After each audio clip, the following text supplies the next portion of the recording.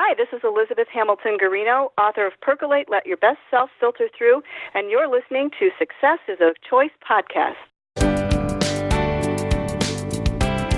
Providing insights to help you grow your business, improve yourself, and add value to those around you. You're listening to the Success is a Choice podcast, where you get a peek into the lives of industry leaders as they share their stories with you. Welcome to Success is a Choice podcast. I'm your host, Jamy Bechler, and we are so honored to have actor Bernard Robichaud with us today. Bernard is probably best known for playing Cyrus, the gun-toting, drug-dealing nemesis from the hit Netflix series Trailer Park Boys. There's also a good chance that you saw him recently in the Lifetime movie Sea Change, which was based on the New York Times best-selling book by author Amy Friedman. He also has a great story and some great advice that might just change the way you view life. We look forward to this conversation, so without further ado, Bernard, welcome to the show. Thank you very much, Jamie, for having me. It's a pleasure to be here. Well, you are an actor, pretty popular actor. You do a lot of things, but I really want to talk about sports first. And you grew up playing sports. Tell us a little bit about your background growing up, where you grew up, and kind of your love for sports. Yeah, parents moved back from Boston when I was a young boy to the Maritimes, to Halifax, and so I grew up there. Started playing hockey, I guess, when I was about 3.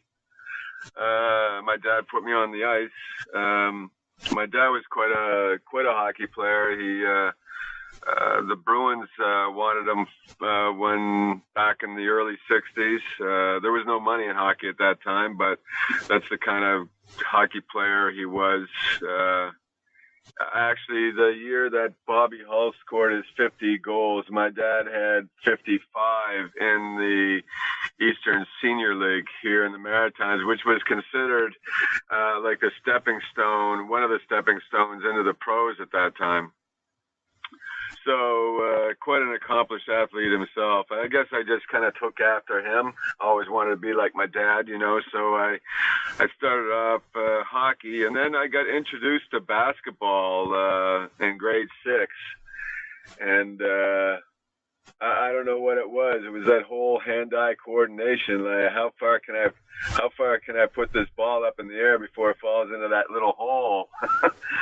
And there was, I used to kind of watch the Maravich and watch the Sports Illustrated and Pistol Pete, and the ABA was still around back then. So I used to kind of try to hone my ability to Nate Archibald.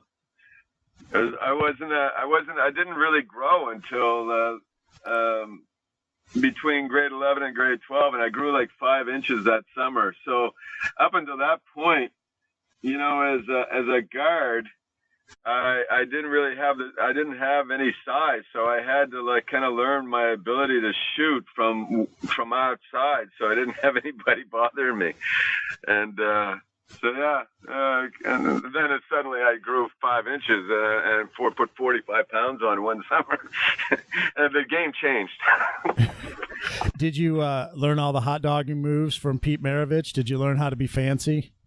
I did. I learned at an early age from one of the better coaches in the Maritimes to just stick to the fundamentals and worry about the fancy stuff when you're out on the court.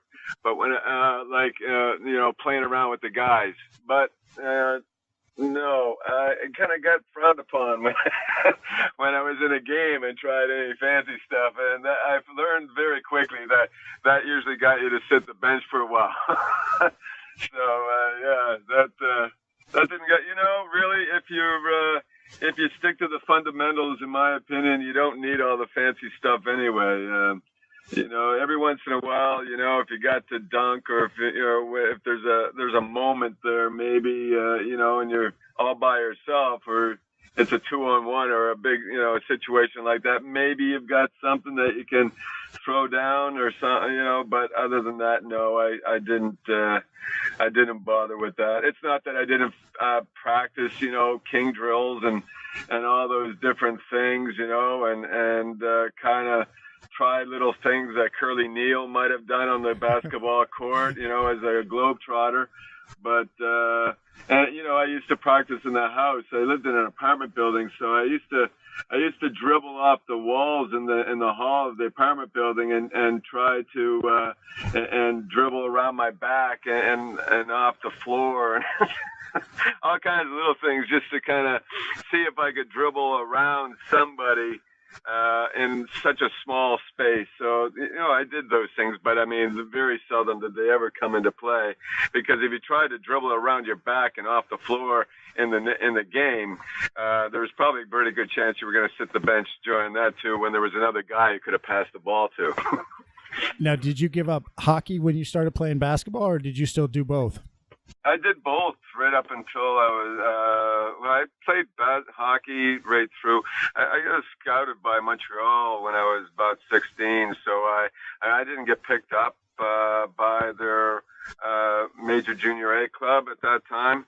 I had a cousin that had played in that major junior before I did, and he was a better hockey player than I did. And I guess at 16, when I didn't get picked up, I realized that there was probably little chance that I would go on to the pros with hockey, but had a better chance in basketball just because of my hand-eye coordination. I think, in grade 12, I used to, it wouldn't be uncommon for me to sit there and shoot 500 or 600, free throws in the time that I had off, and not have a problem sinking the majority of 100 out of 100 free throws was pretty easy for me. I was 94% in grade 12 from the foul line, and 72% from the field. So kind of a dead-eyed dick, I guess. And I equate that because of that early age of being short and always thinking that I was going to be small. So modeled myself after like I said, the Nate Archibald and Monty Tao, I guess, would have been another good example of a small man back then who had a lot of ability with the ball and could shoot. Well, we need to get you in the NBA Celebrity Challenge All-Star game, so we don't have to. There you go. You can go up against Kevin Hart. There you go. That would be fun. That would be good. We should have a couple of years ago when it was in Toronto. That would have been great. We should have got you there. Yeah. Well, I'm moving to California. Looks like the end of July. So definitely keep me posted. Anything that has to do for a charity or giving back, I always like to be involved in those kinds of things, man. I didn't come from much myself, so and there were a lot of people along the way that were certainly there for me, and so whenever, and I think it's just the right thing to do. So certainly keep me in mind. I don't mind donating my time for that sort of stuff. Well, you're moving to LA. That seems to be where all the actors go. So you should be. Will you have probably open up some more doors, open up some more opportunities going forward? Well, I certainly hope so. I mean, that's the whole point. I could have moved to Toronto, I suppose, but Toronto, you don't get the auditions in the U.S. that often. Clearly I've got a brand, but it's easier. Being American, you might as well go to Los Angeles and audition for everything in North America than being limited to living in Toronto and just auditioning for stuff that's in Canada. So just because there's a bit of a thing in the agents' heads in the U.S. that Canadian actors, there's a lot of paperwork and all that kind of stuff now. So they just would rather not bother. There's enough actors down there. They think they can find it without going into Canada, unless it's somebody specific that they're looking for. So that's no Canadian winners anymore, which is a huge plus. Yeah, the weather will be a little bit better, a little bit warmer. Yeah. Now, you mentioned you played hockey and you got some looks, but you didn't end up making it. Now, what kind of hockey player were you? Were you a goon? Were you a fighter like your character Cyrus on Trailer Park Boys?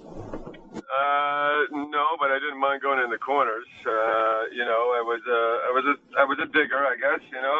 Winger, and didn't mind fighting for the puck. I think part of that was just the neighborhood I grew up in. It taught you very early that not to be afraid of too much. So I was a digger. I guess I had my fair share of scraps back then, but I was fast. I think that was the biggest thing that I was being looked at that time. I could do the rink in about 14 seconds. So, equate that. I really played a lot of sports. So, I got into cross country running as well. So it gave me the wind, and I had a lot of speed. So when I was on the ice, it just kind of followed that same kind of format, and so I think that was part of the thing. I think I was just too small at that time. 16 at 5'7" and 140 pounds. Not a big guy, but I was able to. There wasn't a lot of guys that got by me. That was the only good thing. The speed allowed me to poke check a lot of guys if they did get in front of me, and so that's how that worked out. But maybe if I had been, I went on to play junior B hockey. I think if I had put on that size a little sooner, maybe things would have been different. But it's all good. You still play hockey every once in a while? I haven't much in the last couple of years. I just, not because I didn't want to, just because of health reasons,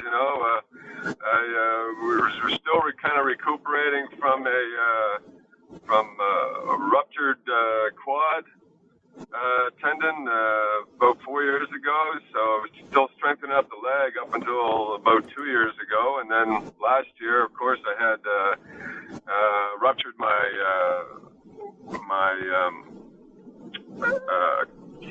shoulder, so I had to do reconstructive surgery on that, and then of course I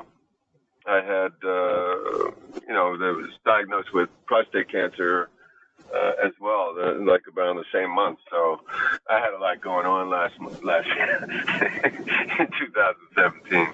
But I'd like to be able to play when I get out to LA.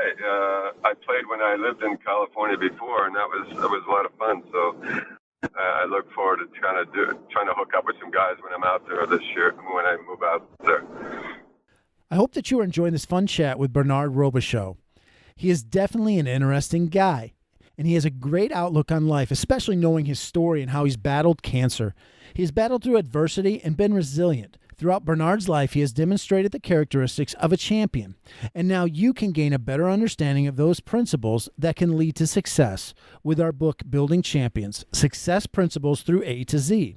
Please visit buildingchampionsthebook.com to learn more about this book that is packed full of insights and stories to help you maximize your success in life. And now, back to our great interview with Bernard Robichaud. Well, you mentioned your prostate cancer, that I believe it was back in the fall that you were diagnosed with that. People can give great advice on a lot of things in life, but I think that you have some great advice on, your situation and your experience with that, having essentially been very healthy, but being diagnosed with prostate cancer. Talk us through a little bit that experience and what kind of advice you'd have for our listeners. Yeah, get tested because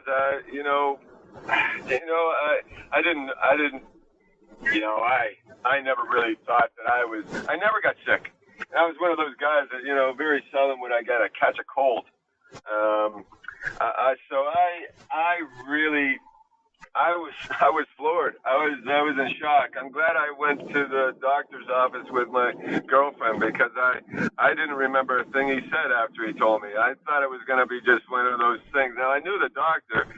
I guess he could have, if he was going to call me in the office, I would have known it wasn't for a tea time. But because, I know him from playing golf. So I guess, there's just that part of you that kind of blanks it out and says, oh, no, it can't be for that. He must be just bringing me in this morning so we can shoot the shit. But that's not how it went down at all. So, 1 in 7 guys are going to get it. 1 in 29 guys are going to die from prostate cancer. And with a 90% rate of recovery and success rate, it's I think it's just I think guys are just dying because of not getting tested soon enough. There's no reason for you to die from prostate cancer, in my opinion, if you're getting tested. So I think I would have been one of those 1 in 29 guys that would have died had I not gone when I did, and that was just a fluke. I went for some supplements, and one of the protocols was to get the PSA levels done. I was on the supplements for 2 weeks when they called me up and said, no, I can't. When they said no, when they took me off the supplements and said that I couldn't take them anymore because I had my PSA levels were too high. And that's how I found out. If it wasn't for that, I probably would have been continued driving around thinking that, I had the world by the gonads, and everything was going to be just fine and dandy. So you're clean now. Yeah, I went back in January and had my final test there, and everything is good. There was nothing else in the rest of the tissue that they removed during the time of the operation. I think the biggest part is that you're still waiting around to wait for the doctors to tell you whether or not it's like a couple of months after the operation. So it's kind of like, oh my God, really, it's not. I think there's a lot of guys that are have misconceptions about how they actually get tested, and there's nothing conclusive by going to your doctor and bending over in front of them. You really need to go have a blood test done in order to be 100% sure of what's going on. So I urge everybody to go get tested. That's over 40 now, and I think having a voice and being lucky enough to have a voice, I'm going to use it every opportunity I can in order to spread the word, and hope maybe if I just save one guy or get one guy out there, I'm good with that. At least I'm making a little bit of a difference. That is great to hear. Good advice that we all can listen to, especially if we're over 40. Yeah. From a professional standpoint, from your career standpoint, what do you think has helped you be such a good actor or continue to get roles and do well in your craft? Being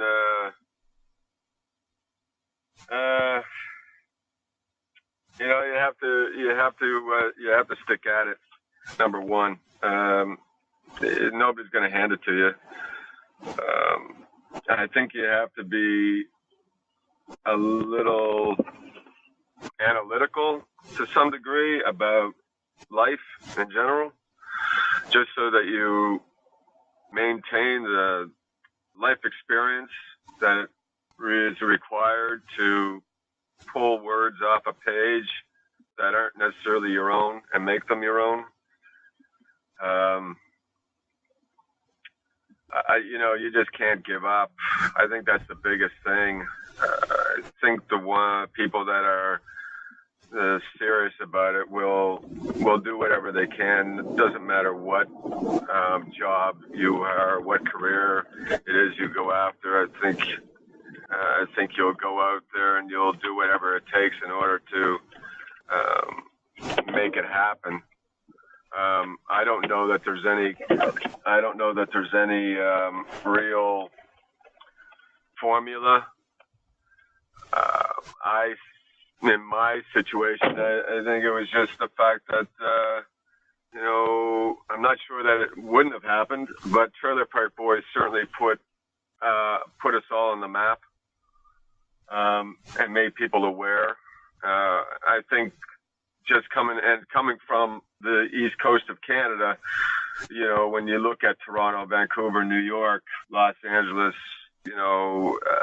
as major centers for film and television or the arts, that says a lot.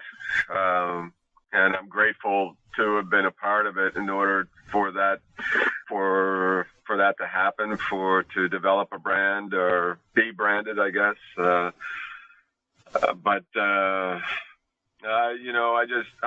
just tell people not to give up. There's going to be a lot of people, no matter what you do in life, that are there to, tell you can't do it and it'll never happen for you. And there's a million other people that are there waiting to do the same thing. So choose something that's easy. I don't think anything in life that's worthwhile is easy. So if it's your dream, I think you should go after it no matter what it is. I don't think that you should expect that your dream just falls in your lap, though, and that it's just going to be easy. I think you have to go out there with the thought process that no matter what is done or what's said or how it happens, that's your goal in life. And I didn't get into it either, clearly, because I was an athlete. I would have preferred to play pro hockey or pro basketball. I got into it because I really realized at a later, not a late age, which was lucky for me, I think. I learned at an early age, like around 21, when I decided to get into acting, that I needed an outlet other than going out on the weekends and getting shit-faced and in trouble. I needed an outlet to express myself other than that, or else God knows what could have happened. So, and acting afforded that. It gave me that opportunity.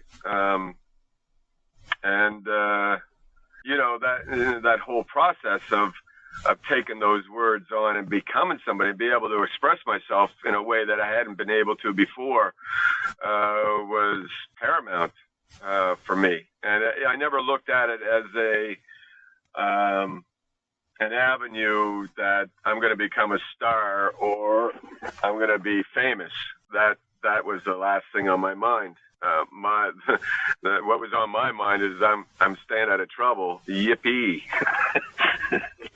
And that's kind of how I would, that's what I'd like to tell anybody that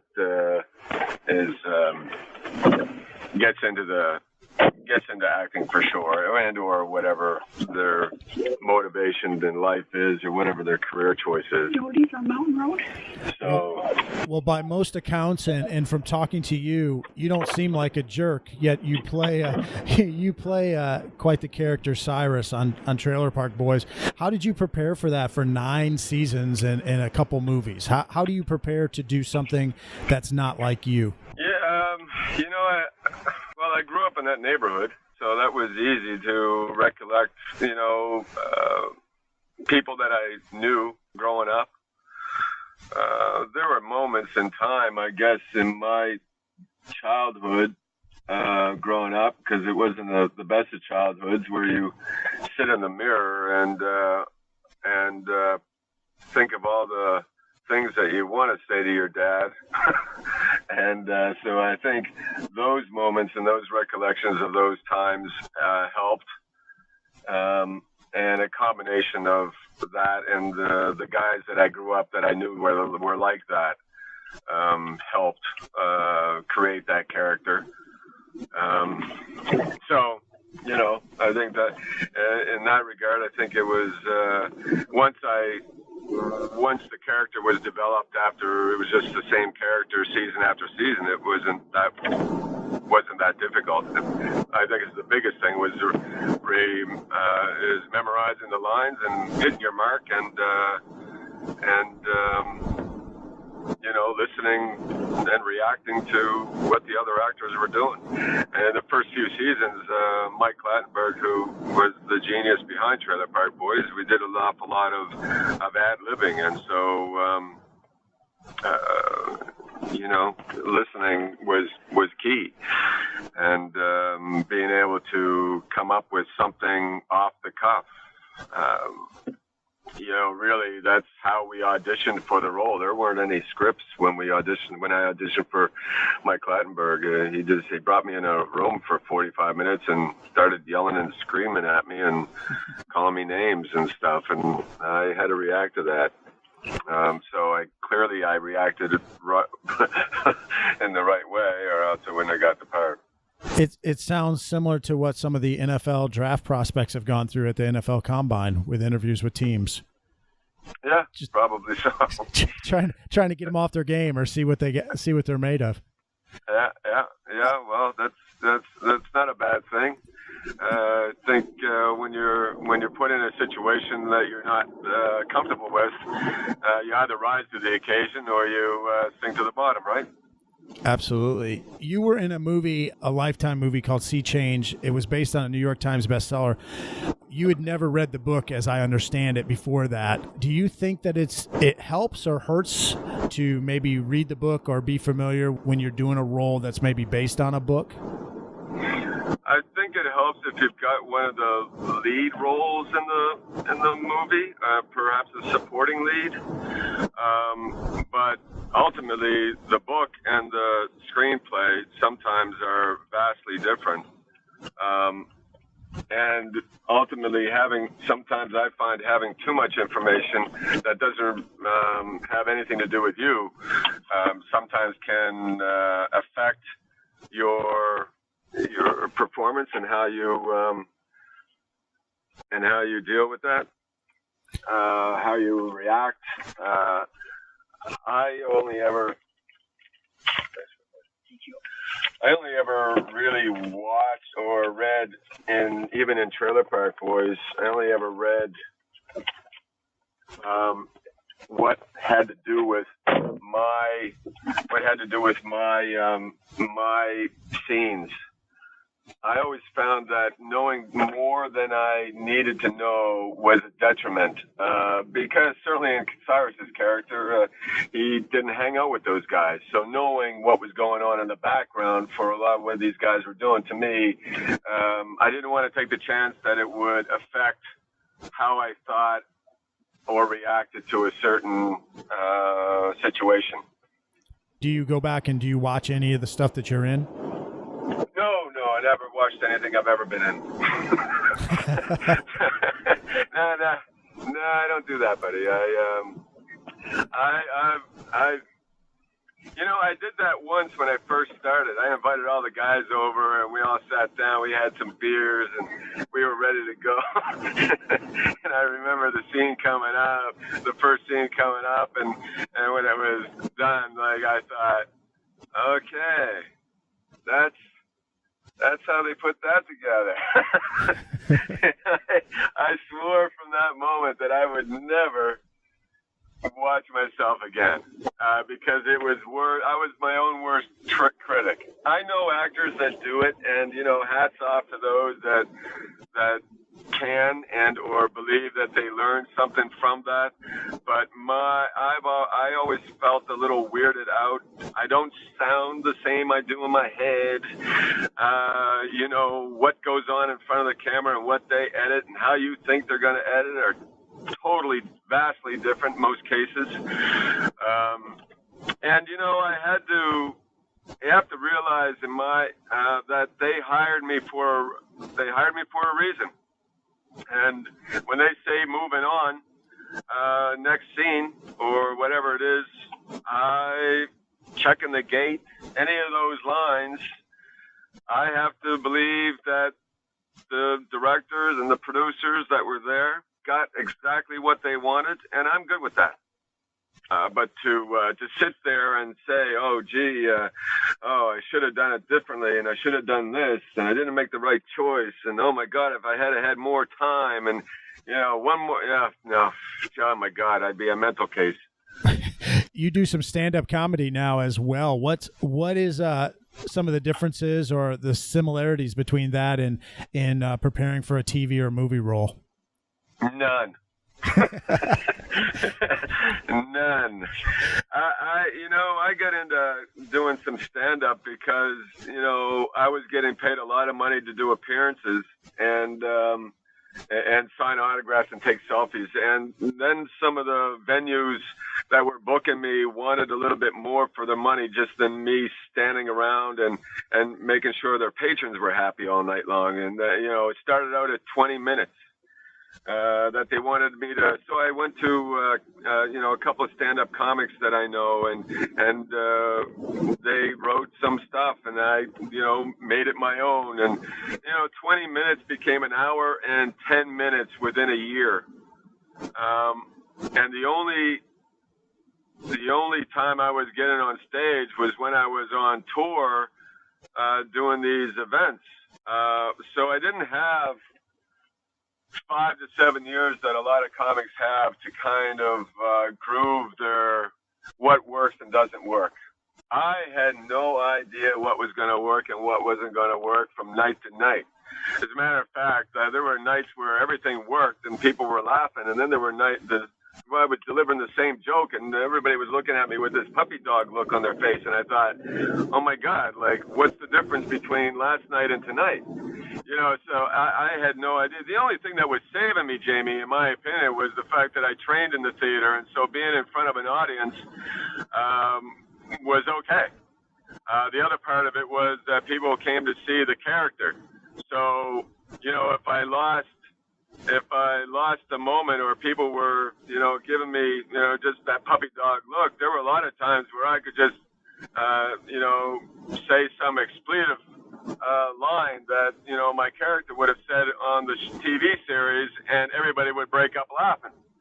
So I learned it early. I had to learn very quickly, that it wasn't always going to work that way, the way you had it planned in your head. And just regardless of whether or not the writing and the jokes were great, didn't necessarily mean that the audience was going to laugh either. So it kind of threw me into, it wasn't easy. Comedy for all those comics that are doing it night after night after night, I wish I had that opportunity before I was thrown into it. Now, I've done it for 6 or 7 years now, off and on, but I've kind of grooved stuff that works, and I know what works and what doesn't work now. But initially, holy jeez, it's a good thing I had a character that people came out to see, because I'm sure there were lots of times where people might have, thrown stuff at me, and thank God Cyrus always carried a gun. Yeah, your character, you already kind of have a built-in way to handle hecklers, I would imagine. Yeah, no, exactly, yeah. And we specifically, because of that character too, we wrote some pretty good heckler, lines. So they always worked, because there was always, somebody that, went to see comedy and clearly didn't even know who I was, but, there's comedy tonight. Oh, let's go, that sort of thing. And I get it. I understand. But, for the majority of the people that did know who I was, it was fine. They were, most of it, in my opinion, is really all about the guy who owned that was running the venue, because most of the people still would have been happy with me just hanging out and having a drink with them and, talking about Trailer Park Boys or what I was doing next, Yeah. Where can people find out more about you or follow you online? Yeah, well, they can always go to my website. I have that updated quite a bit, BernardRobichaud.com. I'm pretty active on Twitter at Bernie Robichaud, and of course there's Instagram. I've just really started maybe about a year ago, but it seems to be growing content, and and popularity. So that's at Bernard Robichaud as well, and they can always get a hold of me or on Facebook as well. So I've tried to cover those major three, I guess. As far as the social media goes, I don't do anything more because, my God, it's a full-time job as it is, to be honest with you. Well, we will definitely put those in the show notes so people can check that out, and we'll also put a link to where they can check out Trailer Park Boys on Netflix. And yeah, we appreciate your time joining us today. Thanks so much, and great words of advice on prostate cancer, and we wish you the best of luck with your move to LA. Well, I really appreciate it, Jamie. Thank you so much. I appreciate the opportunity. It was very kind of you to consider me, regardless of who might have said, get him on the show and stuff. It's always humbling to have that sort of stuff happen, and so I appreciate it. Thank you very much. I hope that you enjoyed that interview with Bernard Robichaud as much as I did. He's very talented, and I'm always amazed at how somebody can immerse themselves in a character for a movie or a TV role. Bernard seems to be nothing like the gruff character he plays in Trailer Park Boys. Furthermore, maybe your eyes were open to the dangers of prostate cancer and the relative ease at which you can get checked for it and possibly catch it early. Please visit the show notes to learn more about Bernard and about prostate cancer. We'd also appreciate it if you'd share this episode. Not only was it entertaining, but there was a great cautionary message conveyed. One way you can best get the word out is by leaving a 5-star review on iTunes. This helps others discover the episode. Thanks so much, and remember that success is a choice. What choice will you make today?